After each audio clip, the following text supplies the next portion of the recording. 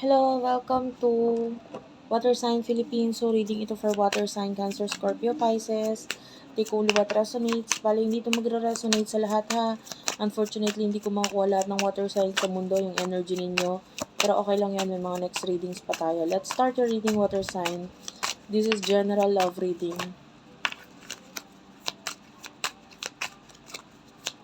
Follow nyo ako sa Facebook, guys, Madam P. Tapos yung TikTok namin, Unipre. Masyadong marami, hindi ko yung kukunin. Okay. Water sign, you do have here the Nine of Pentacles. This is money. This is success. If ano mo to, tag dito, manifest mo. Four of Cups, maaaring may mga bagay na parang hindi ka sigurado, magbibigay ba ito ng success sa akin? Actually, you have to use your intuition. Water sign, actually, especially yung Scorpio, yan, very intuitive.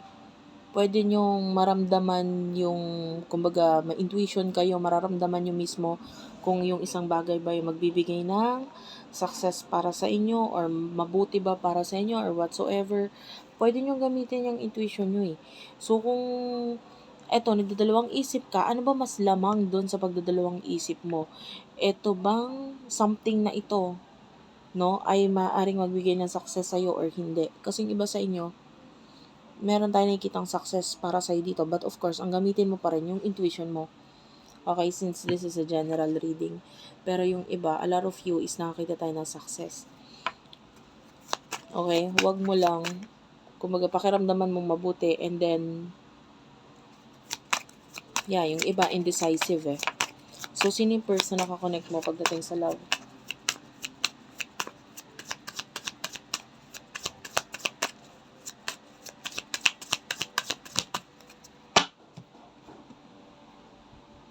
The intuitive pala is the Scorpio and Pisces. Sorry, hindi ko nabanggit yung Pisces. Both of you are intuitive signs. Yung Cancer, intuitive din naman, pero mas more on sa emotions. Yan. You do have the Tower. So, pwedeng ito person, ito is someone na nag-end yun sa inyo or this is a person in the past. So, itong person na to with the Eight of Cups, I feel like hindi pa siya completely nasa past kasi Eight of Cups is future energy. So, although nag-end na yun sa inyo ng person na ito, I feel like there's something na mangyayari pa sa inyo in the future. Page of Wands, communication is here. So, nakakita tayo ng communication sa inyong dalawa. So, hindi pa literal na natatapos kung ano man yung business sa inyong dalawa. Like, there's unfinished business. The High Priestess, there's a spiritual or soulmate connection sa inyo nitong person na to. Kaya ba parang may something ikaw na rin mismo makaramdam eh, na parang may something sa inyo ng taong to na hindi mo mapaliwanag.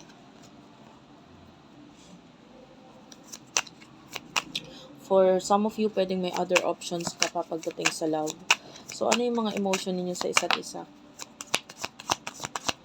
Emotion ninyo sa isa't isa. For water sign.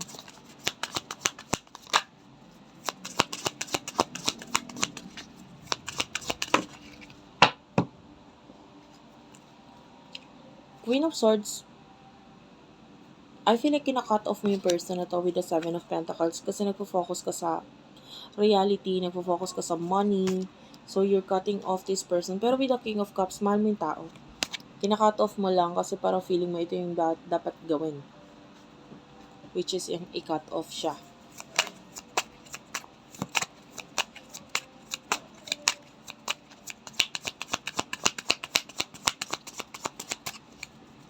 Tell me more. Okay.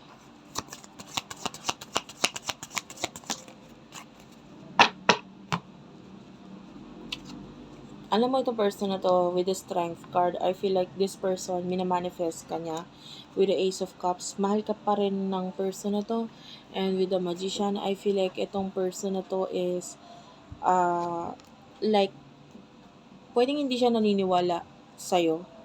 Hindi siya naniniwala na kina-cut off mo siya na baliwala lang siya parang para sa kanya, may something pa rin para sa inyo. And with the Seven of Wands, Aries, Leo, Sagittarius energy, I feel like yun na, Etong person na to, pwedeng mag-take ng action siya regarding dito sa connection nito. Like, pwedeng may kinalaman sa pagme-message, pakikipag-communicate. And this person is, sa kanya ko mas nakikita na magte-take action siya regarding sa emotions niya talaga para sa'yo. Gagawa siya ng action dito. And, palaban ito Five of Wands. Palaban yung person na to. Parang sa inyong dalawa, ikaw yung lumalayo, umiiwas, or if your soulmate or twin flame, pwedeng ikaw yung runner dito sa connection, and then this person still wants you, hindi kanya para pakawalan, hindi kanya para bitawan. I feel like, mahal ka ng person na to. And, I feel like, this person feels like, hindi pa tapos yun sa inyo. And, yun na nga yung nakikita natin kanina, na parang may future pa Kasi nasa sayo lang naman yan Kailan ka ba i-stop sa pagtakbo mo dito sa taong to? Kasi hindi siya para sumuko sa'yo. I-pause ko lang to kasi I would like to write that down, yung title. Okay, I'm back. Sinulat ko lang kasi yun yung gusto kong title. So, what will happen in the near future para sa inyong dalawa? You have the Chariot, Cancer energy, the Eight of Wands, the Devil. The Death card is also here.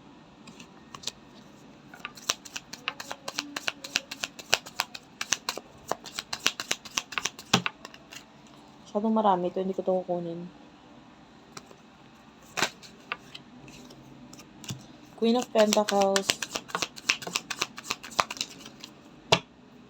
The Justice card and the Lovers. This is Gemini energy. The Six of Pentacles. This person really do admires you. Gusto ka talaga niya. Tapos with the Chariot, well, unfortunately, nakikita natin yung pag-iwas mo, paglayo mo. I feel like medyo yung paglayo mo dito may kinalaman sa family or issues regarding mga tao na sa paligid mo, the devil, or someone is manipulating you, siya yung nasusunod. That's why you're doing this. Itong ending at separation sa inyong dalawa. So, continuous ito dahil, yun ay dahil sa'yo. Ikaw yung gumagawa ng action regarding that. Pero yung person na to, gusto kanya, pinahalagahan ka niya, importante ka para sa kanya. And I feel like with the Justice card, I feel like this person will, be the one na magiging mas honest regarding sa mga emotions niya and whatsoever sa connection na ito. Hindi siya para itago na yun. So, ilalaban ka talaga niya. Ano man yung gawin mo, lumayo ka man, tumakbo ka man. Hindi naman siya para maghabol talaga literal. Pero nandun yung, may mga panaka-naka siyang actions para sabihin or para iparamdam sa'yo na nandito pa ako, hindi naman ako nawala. Ikaw lang yung hinihintay ko. Okay, so thank you for watching guys. I love you all and bye-bye.